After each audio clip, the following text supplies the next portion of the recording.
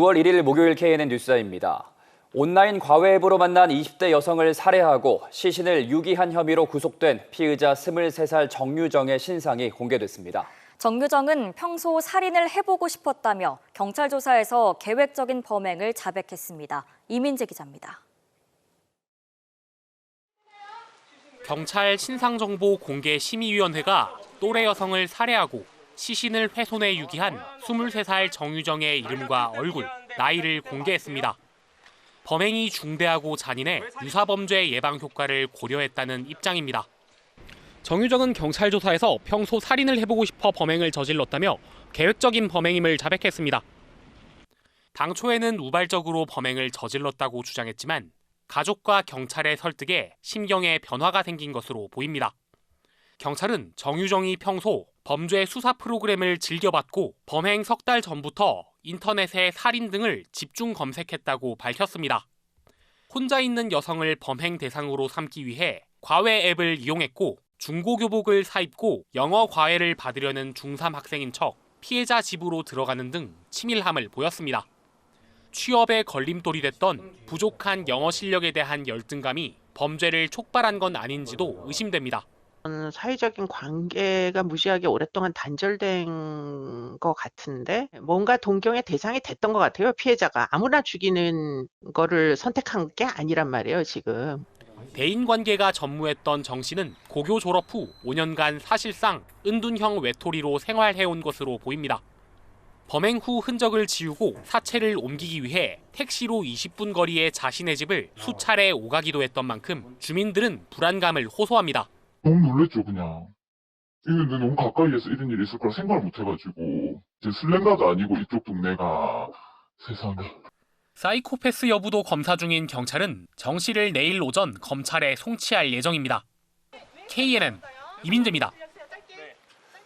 오늘 오전 부산 기장의 한 고급 리조트 공사장에서 불이 났습니다. 당시 현장에만 작업자 100여 명이 있었는데 60여 명이 옥상으로 대피하는 아찔한 소동도 빚어졌습니다. 조진욱 기자입니다. 건물 안에서 시꺼먼 연기가 쉴 새 없이 피어오릅니다. 연기에 놀란 작업자들은 혼비백산 도망가고 미처 빠져나오지 못한 근로자들도 옥상에 가득합니다. 불도 검은 연기도 많이 나고 막 뛰어다니면서 엄청 대피하라고 막 소리치면서 다니더라고요. 옥상에는 살려달라는 분위기로 엄청 난간에 많이 서 있었어요. 오늘 오전 9시쯤 부산 기장의 한 고급 리조트 공사장에서 불이 났습니다. 지상 12층짜리 콘도동에서 불이 난 건데 건물 안에만 100여 명의 작업자가 있었습니다. 화재 현장입니다. 유리창은 깨졌고 내부는 검게 그을려서 검은재가 흩날리고 있는데요. 불은 이곳 1층 인테리어 공사 과정에서 시작된 것으로 보입니다. 불은 1시간 반 만에 모두 꺼졌지만 작업자 10명이 연기를 마셔 인근 병원에서 치료를 받고 있습니다. 또 건물이 연기에 그을르면서 소방서 추산 1억 4천만 원 상당의 재산 피해가 났습니다. 경찰은 용접 불티에 의한 사고로 추정하고 오는 7일 화재 감식을 진행할 계획입니다. 불이 난 건물은 콘도동으로 38객실을 갖춰 오는 7월 개장할 예정이었습니다. 지난달부터 사용 승인 신청을 진행 중인데 이번 화재로 일정 차질도 예상됩니다. 시공사는 오늘 하루 모든 공사를 중단하고 원인 규명에 나서기로 했습니다. KNN 조진욱입니다. 부산시가 지난해 세계 최고 게임 전문 대학을 유치했다고 자랑한 바 있는데요. KNN 취재 결과 법적 제약으로 실제 설립을 장담할 수는 없는 것으로 확인됐습니다. 최근 문제가 된 소더비 투자 유치처럼 성과를 부풀린 건데 시정에 대한 신뢰도 추락하고 있습니다. 주우진 기자의 단독 보도입니다. 부산시는 지난해 4월 게임계의 하버드라는 미국 디지펜 공과대학에 아시아 캠퍼스를 유치했다고 발표했습니다. 민간 부동산 개발업체가 캠퍼스를 지으면 대학이 커리큘럼을 제공하고 교수진도 파견한다는 내용이었습니다. 부산이 세계적인 게임 도시로 성장할 수 있게 됐다고 홍보했습니다. 하지만 그야말로 과대포장이었습니다. 디지펜 공대는 영리법인이라 비영리법인만 학교 설립을 허용하는 현행 법을 바꿔야 캠퍼스 건립이 가능합니다. 법 개정이라는 큰 산을 넘어야 하고 안 되면 설립이 무산될 수도 있는데 부산시가 이런 사실은 쏙 빼고 곧 캠퍼스가 들어설 것처럼 자랑한 겁니다. 부산시는 우선 아카데미부터 설립한 뒤 최종 캠퍼스 건립까지 나아가겠다고 밝혔습니다. 게임 전문 인력 양성과 더불어서 취업과 창업을 지원할 수 있는 전문 교육 과정을 말합니다. 법 제도를 지속적으로 건의도 하고 협의를 진행해 나갈 계획입니다. 하지만 이 계획도 차질을 빚고 있습니다. 해당 대학이 최근 인천경제자유구역청과 게임 특화단지를 만든다는 양해각서를 체결해 사업 중복이 우려되기 때문입니다. 부산의 민간 부동산 개발 파트너는 인천 쪽과 사실상 이중 플레이를 해왔습니다. 소더비에 이어 디지펜 공대까지 해외 유치 사업에 계속 무리수를 두면서 부산 시정의 신뢰도 추락하고 있습니다. 사업을 제안한 민간 사업자들에게 너무 휘둘리고 있는 건 아닌지 협약 체결부터 홍보까지 전반적인 재점검이 시급해 보입니다. KNN 주우진입니다. 수리조선소가 모여있는 경남 통영의 한 마을 주민들이 20년 넘게 분진과 소음 피해를 호소하고 있다는 소식 전해드렸죠. 추가 취재 결과 진폐증이 의심되던 주민 모두 성면 피해로 인한 진폐증 최종 확정 판정을 받았습니다. 보도에 황보람 기자입니다. 소형 수리조선소 7곳이 모여있는 경남 통영시 봉평동 일대입니다. 조선소 앞에 모인 마을 주민들의 목소리가 높습니다. 주민들의 건강이 조선소의 분진과 소음으로 계속 악화된다며 피해를 호소합니다. 주민들의 생존권을 보호하라! KNN 추가 취재 결과 폐 안에 먼지가 쌓이는 병인 진폐증이 의심되던 주민 5명은 오늘 국가기관으로부터 성면 피해로 인한 진폐증이라는 최종 판정을 통보받았습니다. 또 최근 사망한 70대 폐암 환자 역시 성면 피해를 인정받았습니다. 주민들은 피해 주장과 함께 조선소 이전도 요구해왔습니다. 통영시는 수리조선소 이전이 시장 공약 사항이기도 한 만큼 오는 8월까지 기본계획 수립을 마친다는 계획입니다. 시는 현재 부지 4곳을 이전 부지로 후보에 두고 조선소들과 협의를 진행하고 있다고 밝혔습니다.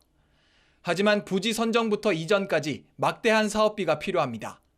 수리조선소의 빠른 이전을 위해서는 예산 확보 등 통영시의 노력이 절실한 상황입니다. 적극적으로 행정적으로 접근해서 이걸 조금 해결하려는 의지를 가져야 된다. 수리조선소 이전을 위해서도 빠른 속도를 내주시길 부탁드립니다. 주민 피해에 대한 보상과 함께 조선소의 빠른 이전을 위해 통영시의 역할이 더욱 중요해지고 있습니다. KNN 황보람입니다. 가덕신공항부터 부산 북항을 이을 승학터널이 본격 추진에 들어갑니다. 부산 발전의 큰 그림을 위해서 반드시 필요하긴 한데 유료도로 10개 시대를 맞아야 하는 시민들 표정이 마냥 밝을 수는 없습니다. 표준규 기자의 보도입니다. 부산 승학터널 건설을 위한 민간 투자 실시 협약이 체결됐습니다. 현대건설을 중심으로 11개사가 참여하는데 오는 2029년 개통 계획입니다. 부산 엑스포 가덕 신공항과 연계되는 서부산의 가장 빠르고 안전한 핵심 간선로가 될 수 있도록 현대건설의 첨단 기술력과 시공력을 모두 발휘해서 최선을 다하겠습니다. 북항에서 엄궁대교까지를 잇게 되는 7.69km의 4차로 규모로 5천억 원이 투입됩니다.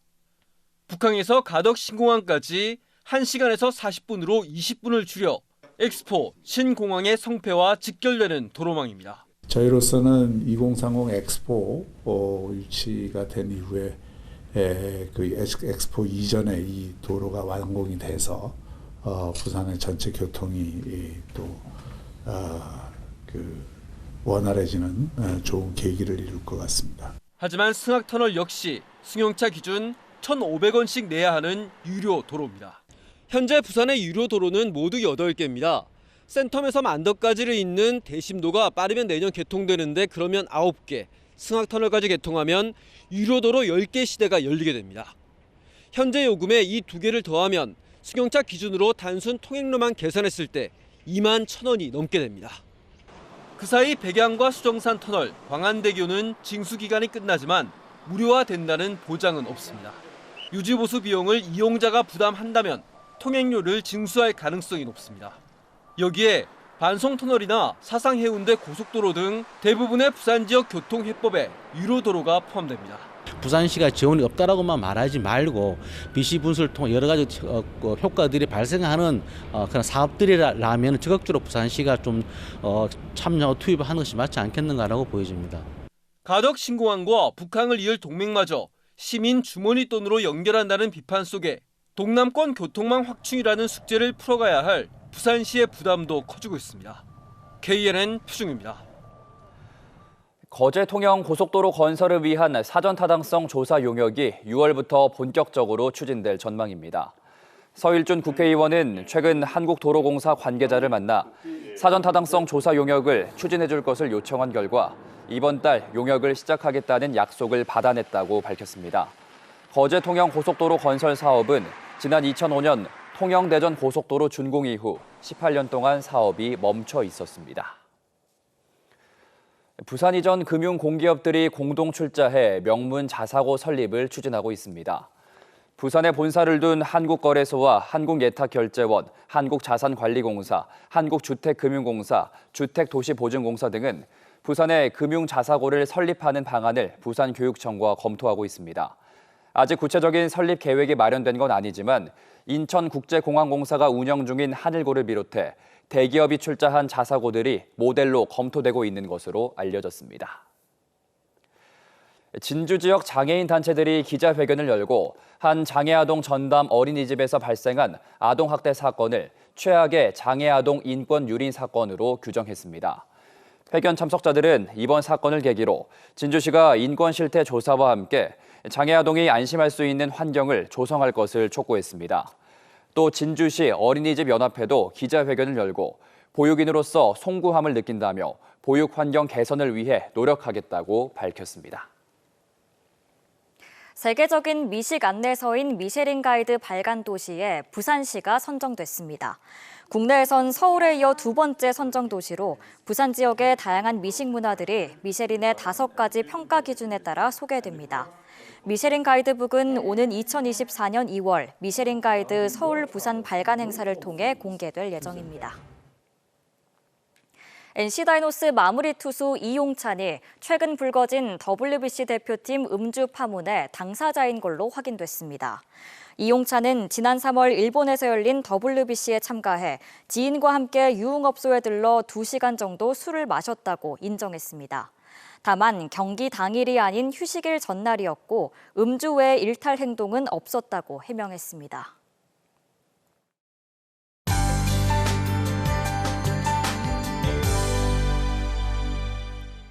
남해안을 중심으로 강한 비구름이 지나면서 호우주의보가 발효되기도 했습니다. 비는 내일 아침에는 대부분 그치겠는데요. 예상 강수량은 부산과 남해안이 최고 60mm, 이들 지역의 많은 곳은 80mm 이상, 경남 내륙은 최고 40mm 정도입니다. 비가 그치면 반짝 낮더위도 찾아옵니다. 오늘 20도 선 보였던 부산은 28도까지 오르겠고요. 내륙 지역은 30도 선을 넘으면서 덥겠습니다. 미세먼지 농도는 보통 예상되지만 기온이 오르는 만큼 오후에는 오존 농도 나쁨 수준 보이겠습니다. 내일 낮부터는 전국의 하늘 표정 맑아지겠습니다. 다만 내륙을 중심으로는 소나기가 지나겠습니다. 내일 아침 기온은 오늘보다 다소 높겠습니다. 한낮 기온은 오늘보다 6도에서 14도 정도 껑충 뛰겠는데요. 낮 최고 창원과 거제는 29도, 밀양과 창녕은 31도가 예상됩니다. 부산도 낮 최고 28도, 양산은 31도 등으로 한여름 더위가 찾아오겠습니다. 바다의 물결은 남해 동부 먼 바다에 풍랑특보가 발효된 가운데 매우 높게 일겠습니다. 내일은 반짝 낮더위가 찾아오겠고요. 주말에도 다소 덥겠습니다. 현충일까지 뚜렷한 비 예보는 없겠습니다. 날씨였습니다.